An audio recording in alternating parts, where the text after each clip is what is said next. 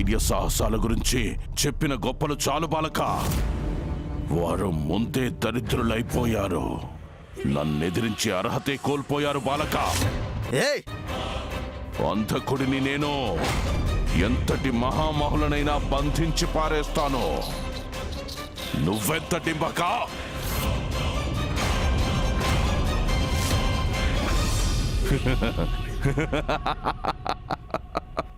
అంధకాసురా,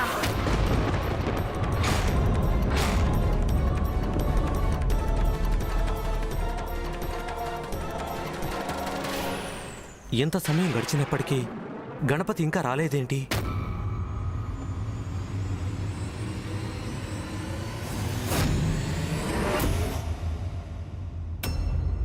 ఏ బ్రహ్మదేవుడి వరంతో తమరింత శక్తివంతులయ్యారో వారు నారాయణుడి కమలం నుండి ఉత్పన్నమయ్యారు.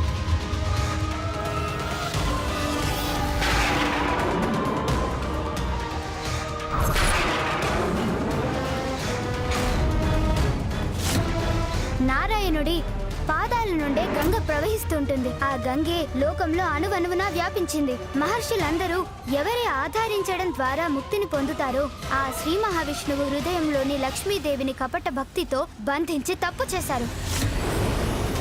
నా మాట విని మీరు తప్పుని తక్షణమే సరిదిద్దుకోవడం మంచిది. శ్రీ మహావిష్ణువుని క్షమాపణలు కోరుకోండి. వారు కరుణాసాగరుడు, తమని తప్పక క్షమిస్తారు. ఒకవేళ తమరు నా మాట వినకపోతే ఏం జరుగుతుందో తెలుసా? ఈ సభలో కొలువైన ఉన్న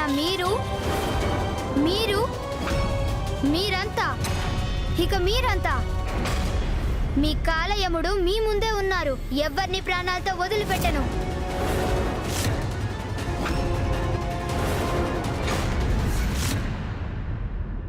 మీ నారాయణుడు తన భార్యను చూడాలని కోరుకుంటే తనే స్వయంగా వచ్చి కలవాలి నన్ను.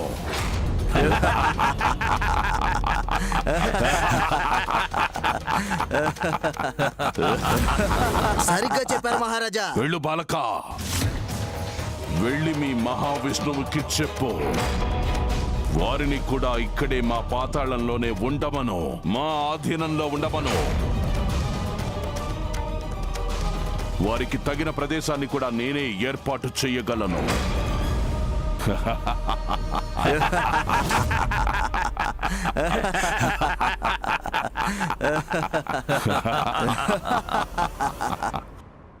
చాలు! ఇకనైనా మీ దేశ దూషణ భరితమైన ప్రేలాపనలు చాలించండి. తమరు గనక శ్రీ మహాలక్ష్మికి నిజమైన భక్తుడై ఉంటే వైకుంఠానికి వెళ్లి వారిని సేవించి ఉండేవారు. కానీ తమరు మాతనే తీసుకొచ్చి బంధించారంటే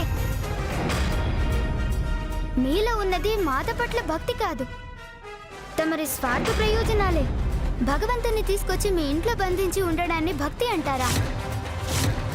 చివరిసారిగా హెచ్చరిస్తున్నాను, శ్రీ మహాలక్ష్మిని వదిలేయండి. చాలు తుచ్చ బాలక, చాలు. నువ్వు నీ గురించి గొప్పలు చెప్పుకొని నన్ను భయపెట్టాలని చూస్తున్నావు కదా, చాలు. కానీ నేను ఇప్పుడే ఇక్కడే నిన్ను సర్వనాశనం చేయగలను. అంధకుడి బంధం వదిలిపెట్టదు.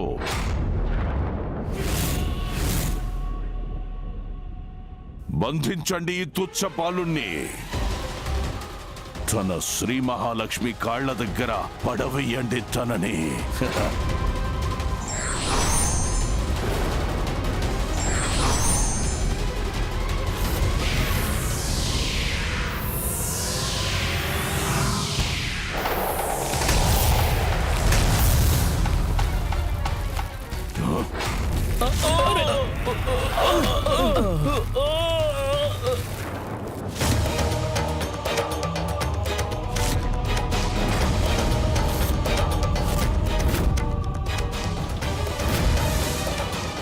ఈ విస్ఫోటనానికి కారణం ఏంటి? అరే పట్టుకోండి దాన్ని. అరే వాళ్ళని వెళ్ళనివ్వకండి, పట్టుకోండి.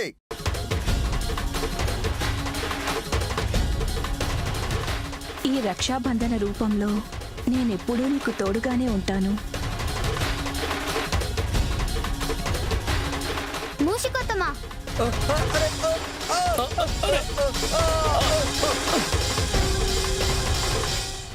కపటం మోసాల కుటిల శక్తి నాశనం కాక తప్పదు అంధకాసురా. నిజంగా కాలం ఆసన్నమైనప్పుడు దానివల్ల ఏ మాత్రం లాభం ఉండదు అంధకాసురా.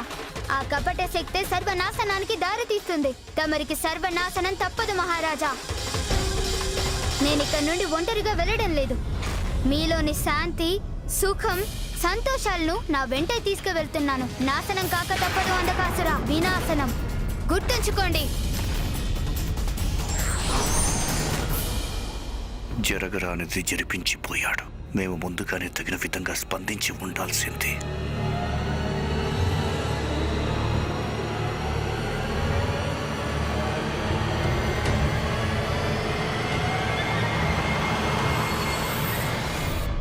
చూస్తుంటే గణపతికి ఏదో ప్రమాదం వాటిల్లినట్టుంది. నేను వెంటనే వెళ్ళాలి. కార్తికేయ,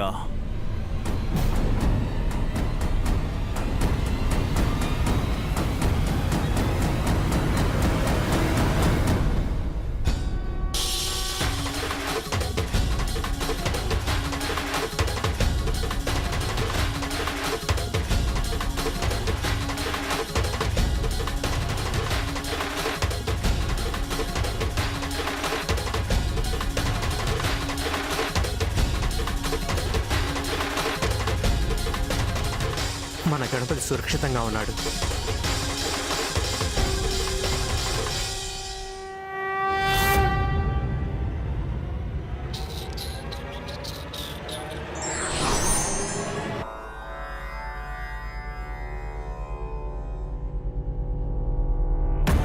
మీరేం బాధపడకండి మామయ్య. అక్కడ అత్తయ్య గారు క్షేమంగా ఉన్నారు. పుత్ర, మీ అత్తయ్య గారిని కలిసొచ్చావా? లేదు, కలిసే అవకాశం రాలేదు. ఎందుకంటే అత్తయ్య గారి మందిరానికి అంధకాసురుడు బలమైన రక్షణ ఏర్పాటు చేశాడు. అయినా నేను అత్తయ్య గారితో మాట్లాడాను మామయ్య గారు. మామయ్య గారు, తమరు చింతించాల్సిన అవసరం ఎంత మాత్రం ఉండబోదు. త్వరలోనే అత్తయ్య గారు మన వద్దకు వస్తారు.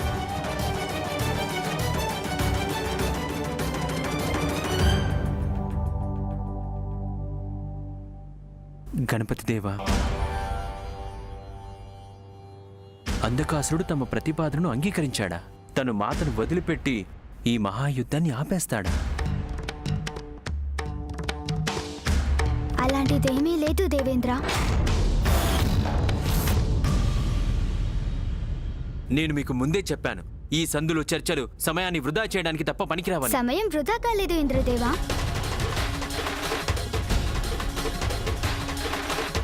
అంధకాసురుడి అంధకారం తన వివేకాన్ని, జ్ఞానాన్ని పూర్తిగా కమ్మేసింది. తను నా మాట వినలేదు, కానీ తన మనోబలాన్ని దెబ్బతీశాను.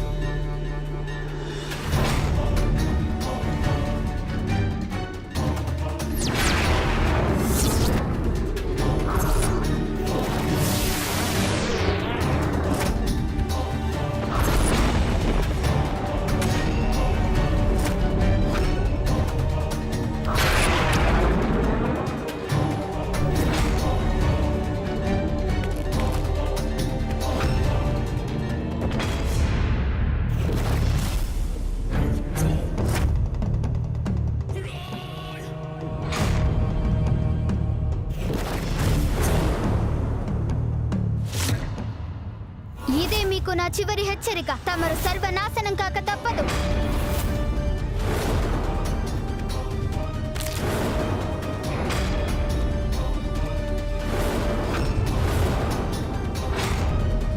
అంధకాసురుణ్ణి నేను భయం నా దగ్గరికి కూడా రాలేదు.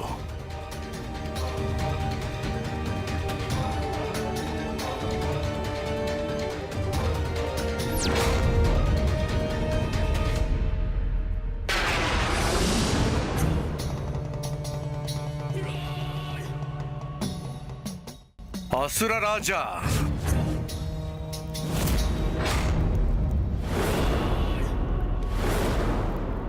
ముందే చెప్పాను కదా, వినాయకుడు సామాన్యమైన బాలుడు కాదు అని.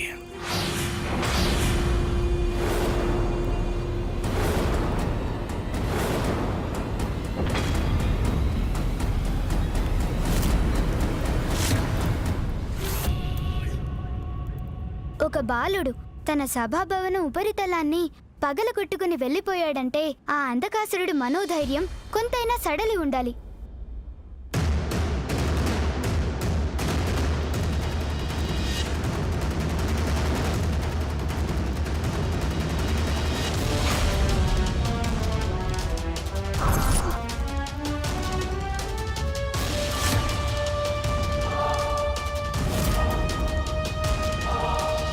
నిజమే, తమరి మనోధైర్యాన్ని దెబ్బతీయటంలో సఫలమయ్యాడు ఆ బాలుడు.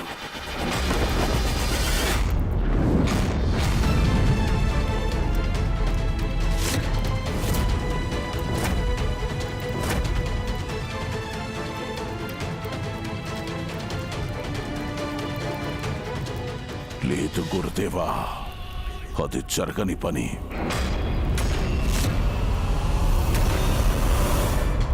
మర్చిపోయినట్టున్నారు, అంధకుణ్ణి నేను. నా గుండె ధైర్యమే అందరికీ ముందరి కళ్ళ బంధం. ఈ గజముఖ బాలుడు చేసిన కొద్దిపాటి మాయా మహిమలో ఏమాత్రం ప్రభావం చూపించలేవు నా మీద. అంధకాసురుణ్ణి నేను. సంధి ప్రభావం ఉన్నా యుద్ధం మాత్రం జరగక తప్పదు.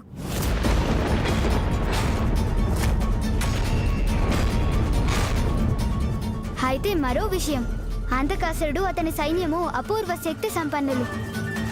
అందువల్ల మన దేవతలు జాగరూకులైన తన శక్తుల్ని తెలివిగా ఉపయోగించుకోవాలి. శక్తి లేని బలహీనుల దేవతలు అసుర సైన్యంలో ఉన్నటువంటి మహాశక్తివంతులైన మహాయోధుల ముందర. ఏం సేనాపతి దుర్యోధన, నేను చెప్పింది నిజమే కదా? సరిగ్గా చెప్పారు అసురేంద్ర, చెప్పాల్సిందే చెప్పారు ప్రభు. ఆ దుష్ట దేవతలను కాళ్ల కింద నలిపి పారేస్తాం. మనల్ని వారు ఎదిరించి నిలబడలేరు. మన దగ్గర బలవంతులైన యోధానుయోధులున్నారు. హస్తికా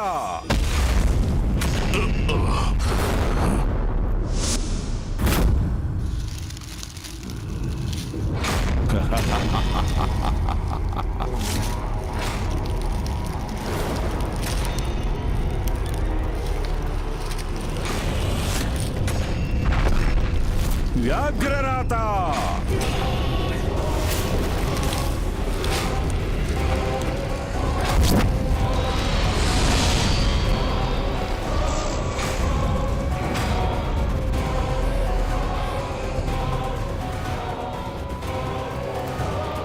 ప్రచండ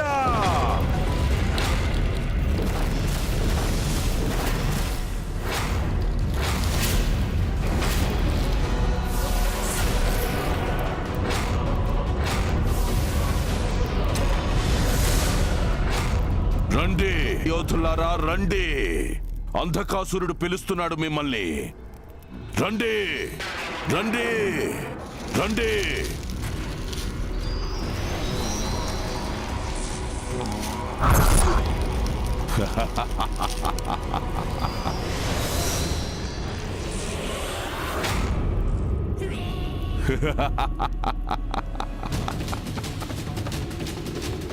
అంధకాసురుడు పరమ ధూర్తుడు. మంచి చెడ్లను పట్టించుకోకుండా యథేచ్ఛగా దాడులు చేస్తాడు. ఆయన ఏకాకృతమైన దేవతా శక్తుల ముందు తనకి ఓటమి తప్పదు. శక్తులు శుభాలు ఈసారి అసురులకు బందీలై ఉన్నాయి కనుక అంధకారుడు చేసే ఈ మహా సంగ్రామం అసుర చరిత్రలో మహోన్నత అధ్యాయంగా లిఖిస్తుంది. అసురుల విజయాన్ని ఎంతటి మహాశక్తులైనా అడ్డుకునే సమస్య లేదు.